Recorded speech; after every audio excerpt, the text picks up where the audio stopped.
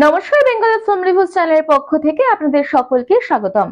আজকে রিভিউ করব রাজ চক্রবর্তী পরিচালিত ছবি ধর্মযুদ্ধ ট্রেলার নিয়ে আপনাদের সাথে আমি পায়েল। কি বন্ধুরা, ধর্মযুদ্ধ নামটা শুনে অবাক হচ্ছেন? বলছি, আসলে প্রেক্ষাগৃহে মুক্তির 2 বছর পর এবার হইচই প্ল্যাটফর্মে হাজির রাজ চক্রবর্তীর ধর্মযুদ্ধ। ধর্ম অধর্ম, শান্তি কিংবা যুদ্ধ সবটাই কিন্তু মনের ব্যাপার। সে যাই হোক, ধর্মযুদ্ধ যখন ছবির নাম, সেখান থেকে বোঝাই যাচ্ছে সেখানে ভিন্ন ধর্মের ভিন্ন মানুষের ভিন্ন বিষয়ের খুঁটিনাটি কিন্তু তুলে ধরা হচ্ছে। এক বৃদ্ধা এবং 4 জন ব্যক্তি, ভিন্ন ধর্মের ভিন্ন মানুষের হাড় হিম করা এবং চেনা খুব গল্পই একটু একটু করে চিত্রিত হয়েছে ধর্মযুদ্ধের ট্রেলারে।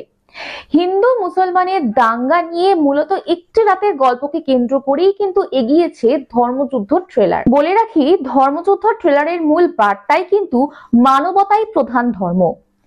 এই ছবির ট্রেলারে দেখা যাচ্ছে প্রধান চরিত্র হিসেবে দেখানো হয়েছে এক বৃদ্ধাকে। সেই চরিত্র অভিনয় করেছেন প্রয়াত সাথীলেখা সেনগুপ্ত। পাশাপাশি শুভশ্রী গঙ্গোপাধ্যায়, পার্নো মিত্র, সোহম চক্রবর্তী, ঋত্বিক চক্রবর্তীর মতো শিল্পীরাও অভিনয় করেছেন। আর সাথীলেখা সেনগুপ্ত যে চরিত্রটি, অর্থাৎ সেই বৃদ্ধার চরিত্রে, তার অভিনয় প্রশংসনীয়। তার কথা বলার ভঙ্গি, তার দম্ভ ট্রেলারে নজর কাড়বে সকলের। সেখানে যখন সোহম দাঙ্গা লাগা কিছু মানুষ সঙ্গে নিজের মা বলে তাকে পরিচয় করিয়ে দিচ্ছেন এবং প্রয়াত সাথীলেখা সেনগুপ্ত অর্থাৎ সেই ছবি সেই বৃদ্ধা বলছেন, মায়ের কি কোনো জাত হয়, মা তো মাই হয়। এই কথাটা যেন আপনার গায়ে কাটা দিবে। ধর্মযুদ্ধ ট্রেলারে প্রত্যেক অভিনেতা অভিনেত্রী, ছোট হোক বা বড়, প্রত্যেকের অভিনয় ভীষণ সাবলীল। পাশাপাশি নজর কেড়েছেন শুভশ্রী গঙ্গোপাধ্যায়।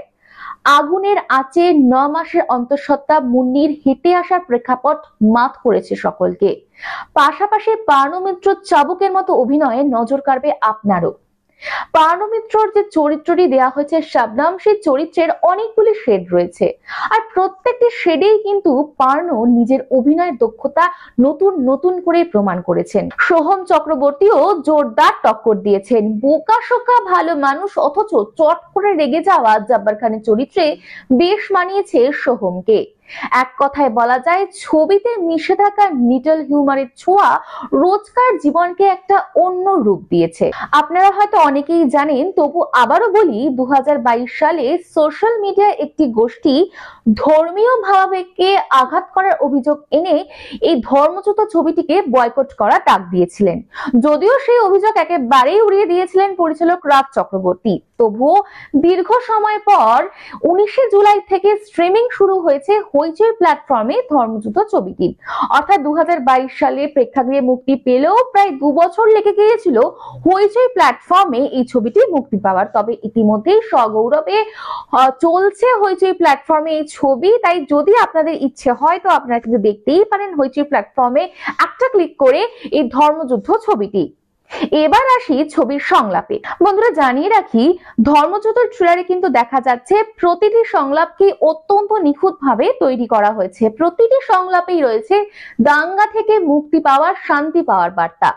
পাশাপাশি হিন্দু মুসলমানের তাদের নিজেদের মাতৃভাষাকে প্রতিষ্ঠা করার অদম্য প্রচেষ্টা। দেশ স্বাধীন হওয়ার পূর্বে ভারতবর্ষের ঠিক কি অবস্থা ছিল, সেই আভাস কিন্তু মিলবে এই ছবি থেকে। তবে একটাই কথা বলতে পারি, ভারতবর্ষের স্বাধীনতার 77 বছর প্রাক্কালে দাঁড়িয়ে এই ছবি যখন আপনারা দেখবেন, গর্ব সত্যি অনুভব হবে। ধর্মযুদ্ধ ট্রেলারের ছবির কালার এডিট নিয়ে জাস্ট কোনো কথা হবে না। ট্রেলারের শুরুতেই যখন দেখবেন একটি বাসে দাউ দাউ করে আগুন জ্বলছে, দূর থেকে মশাল হাতে ছুটে আসছে উন্মত্ত মানুষ, ব্যাকগ্রাউন্ডে শোনা যাচ্ছে হিন্দু মুসলমানের কান্নার রোল। অনেকে বলছে দাঙ্গা লেগেছে, হিন্দু মুসলমানের দাঙ্গা। এক কোপে একে অপরকে শেষ করে দিতে 2 সেকেন্ডও সময় নিচ্ছে না। জাস্ট কিছু সময়ের জন্য না থমকে যাবেন। ধর্মযুদ্ধ ছবির ব্যাকগ্রাউন্ড মিউজিকও রয়েছে একটা ধর্মের আভাস। কখনো সেখানে শোনা যাচ্ছে শঙ্খের শব্দ, কখনো আবার মন্দিরের ঘন্টা, আবার কখনো শোনা যাচ্ছে আজানের শব্দ।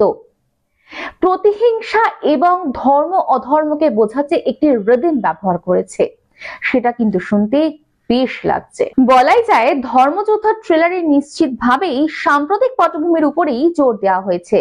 হাতে এক কাপ কফি নিয়ে বসেই যান এই ছবিটি দেখতে। ইতিমধ্যে কিন্তু হইচই প্ল্যাটফর্মে শুরু হয়ে গিয়েছে ধর্মযুদ্ধ স্ট্রিমিং। ধর্মযুদ্ধ ছবিটি দেখে অবশ্যই কিন্তু আমাদেরকে জানাবেন কেমন লাগলো এই ছবিটি আপনাদের। এরকম আরো নতুন নতুন রিভিউ দেখতে ও জানতে দেখতে থাকুন বেঙ্গলি ফিল্ম রিভিউজ।